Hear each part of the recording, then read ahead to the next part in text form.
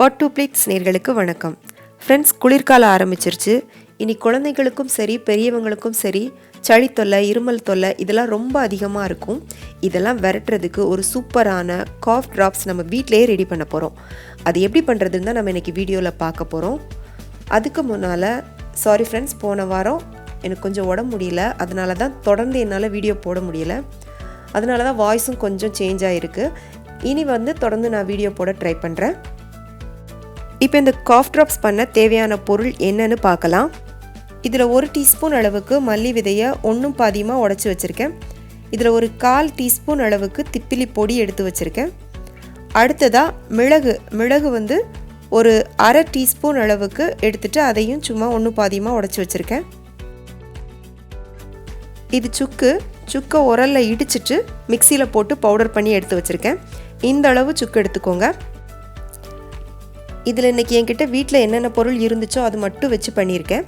இது போக இதில் என்னென்ன பொருள் சேர்க்கலாம் அப்படிங்கிறத நான் வீடியோவில் உங்களுக்கு இடையில சொல்லியிருக்கேன். தொடர்ந்து வீடியோவை பாருங்கள். இதில் ஒரு 2 கப் அளவுக்கு தண்ணி எடுத்து வச்சுருக்கேன். இது நல்லா கொதித்து வந்ததுக்கப்புறமா நம்ம எடுத்து வச்சுருக்கிற பொருட்கள் ஒன்றொன்றையாக இதில் சேர்த்துக்கலாம். முதல்ல சுக்கு போட்டுக்கலாம். சுக்கில் ஏகப்பட்ட மருத்துவ குணங்கள் இருக்குது. சளி தொல்லை, இருமல், ஆஸ்துமா, தலைவலி, வாய்வு தொல்லை, அஜீரண கோளாறு இது எல்லாத்தையும் சரி செய்யக்கூடிய தன்மை சுக்குக்கு அதிகமாக இருக்குது. சுக்கு உங்ககிட்ட இல்லை அப்படின்னா ஒன்றும் பிரச்சனை இல்லை. ஒரு சின்ன துண்டு இஞ்சி போட்டுக்கோங்க.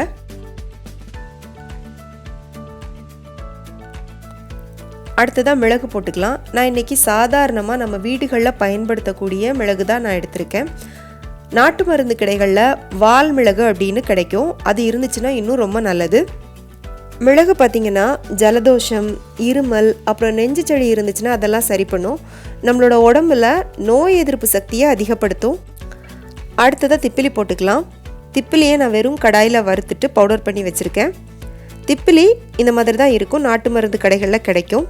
இதில் ஏகப்பட்ட மருத்துவ குணங்கள் இருக்குது. சளி, இருமல், கபம், அப்புறம் சைனஸ் ப்ராப்ளம், காசநோய் இதுக்கெல்லாம் ஒரு நல்ல மருந்து திப்பிலி.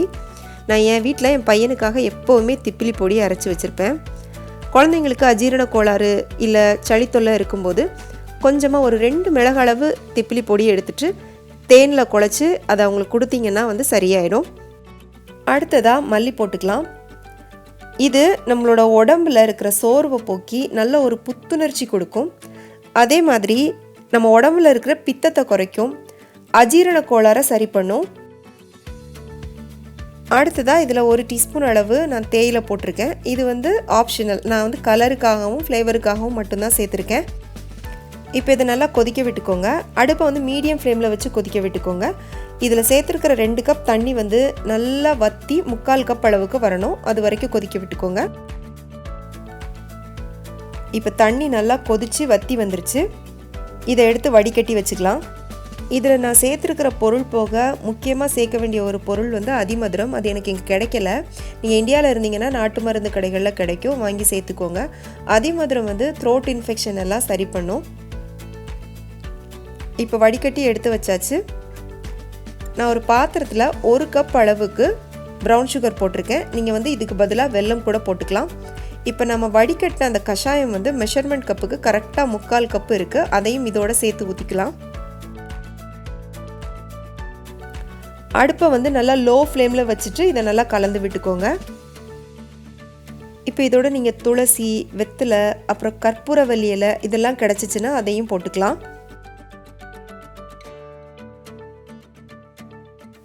இப்போ இது நல்லா கொதிச்சு வந்துருச்சு. இதோட 1 டேபிள் ஸ்பூன் அளவுக்கு லெமன் ஜூஸ் போட்டுட்டு நல்லா கலந்து விட்டுக்கோங்க.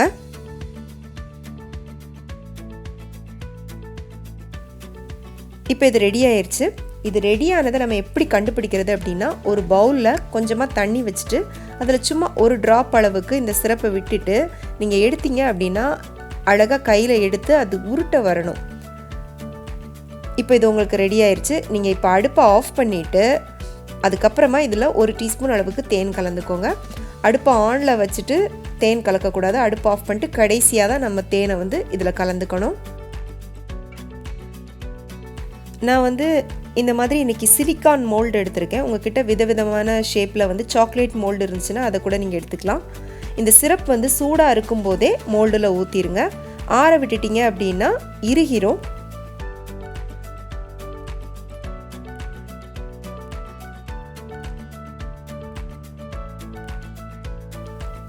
உங்ககிட்ட மோல்டு இல்லை அப்படின்னா ஒன்றும் பிரச்சனை இல்லை. இந்த மாதிரி ஏதாவது பட்டர் ஷீட் இருந்துச்சுன்னா கொஞ்சம் கேப் விட்டு ஒரு அரை டீஸ்பூன் அளவுக்கு ஊற்றிக்கோங்க. இது ஒரு 2 மணி நேரத்துக்கு எந்த டிஸ்டர்பும் பண்ணாமல் அப்படியே ரூம் டெம்பரேச்சரில் ஆற விட்டுருங்க. இப்போ 2 மணி நேரம் ஆயிடுச்சு. இதை மோல்டுலேருந்து எடுத்துடலாம். பாருங்கள், சூப்பராக ரெடி ஆயிடுச்சு. இப்போ இதே மாதிரி எல்லாத்தையும் மோல்டுலேருந்து எடுத்துடலாம். ரொம்ப சளி தொல்லை, இருமல், தொண்டை வலிலாம் இருக்கும்போது இதிலேருந்து ஒன்று எடுத்து சாப்பிட்டிங்கன்னா ரொம்ப ரிலீஃபாக தொண்டைக்கு எதமாக இருக்கும். இப்போ இதை அப்படியே வச்சிங்க அப்படின்னா மிட்டாயெல்லாம் ஒன்றோட ஒன்று ஒட்டிக்கும். அதனால் கொஞ்சமாக பவுடர் சுகரில் போட்டு லைட்டாக பரட்டி எடுத்துகிட்டு ஒரு டப்பாவில் போட்டு ஸ்டோர் பண்ணி வச்சுக்கோங்க. இல்லை வெளியில் எங்கேயாவது எடுத்துகிட்டு போகிறீங்க, இல்லை குழந்தைங்களுக்கு கொடுக்குறீங்க அப்படின்னா இந்த மாதிரி பட்டர் ஷீட்டில் சாக்லேட் மடிக்கிற மாதிரி மடித்து நீங்கள் வச்சுக்கோங்க.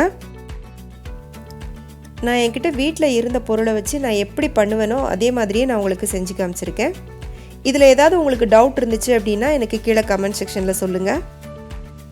நாம் இன்றைக்கி பார்த்த இந்த காஃப் ட்ராப்ஸ் உங்கள் எல்லாருக்குமே ரொம்ப ரொம்ப யூஸ்ஃபுல்லாக இருந்திருக்குன்னு நம்புகிறேன். பிடிச்சிருந்துச்சுன்னா கண்டிப்பாக லைக் பண்ணுங்கள், உங்கள் ஃப்ரெண்ட்ஸுக்கு ஷேர் பண்ணுங்கள். நீங்கள் இன்னும் சேனலுக்கு சப்ஸ்கிரைப் பண்ணலை அப்படின்னா சப்ஸ்கிரைப் பண்ணிவிட்டு பக்கத்தில் இருக்கிற பெல் சிம்பலை கிளிக் பண்ணிக்கோங்க. மீண்டும் வேறொரு ரெசிபியோடு சந்திக்கிறேன். நன்றி, வணக்கம்.